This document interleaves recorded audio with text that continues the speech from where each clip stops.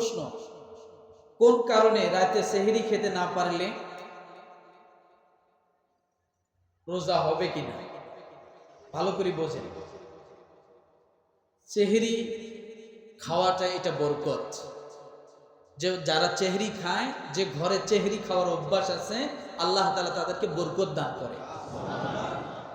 আর চেহরি না খাওয়াটা হলো ইহুদিদের কালচার। আল্লাহ রাসূল বলেছেন, তোমরা তাদের মতো হইও না, তোমরা অবশ্যই একটা খেজুর হলেও চেহরির নিয়তে কি করো? খাও। সর্বশেষ খেজুরের কথাটা যেটা আসলে বলি, যে খেজুর যেন আপনার সেহরির মধ্যে থাকে, চেষ্টা করবে। তাহলে লাস্ট খাবারটা কি হলো? খেজুর।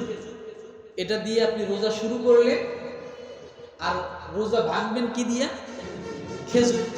কারণ খেজুরের মধ্যে আল্লাহ তাআলা আপনার শরীরে রোজা রাখার জন্য যে ঘাটতিগুলো আছে, সব আল্লাহ তাআলা সারাদিনের যত ঘাটতি হবে, দুই দিকের খেজুরে আপনার সে ঘাটতিগুলো আল্লাহ তাআলা পূরণ করে দেবে।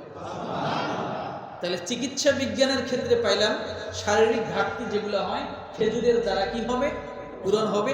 দ্বিতীয় হলো, সেহরি খাওয়াটা হলো আপনার জন্য বরকত। কথাটা বুঝাইতে পারছি? দ্বিতীয় নাম্বারে, সেহরি কখন খাবেন?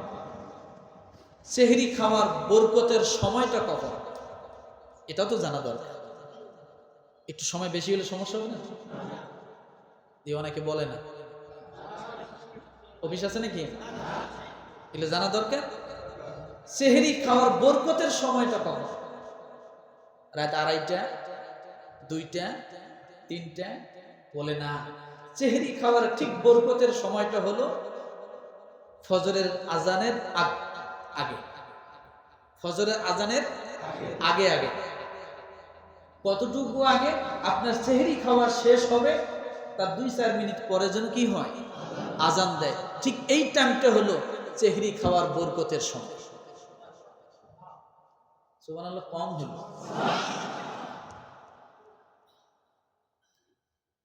কেউ বলবে এইভাবে? তাহলে সুবহানাল্লাহ বলেন।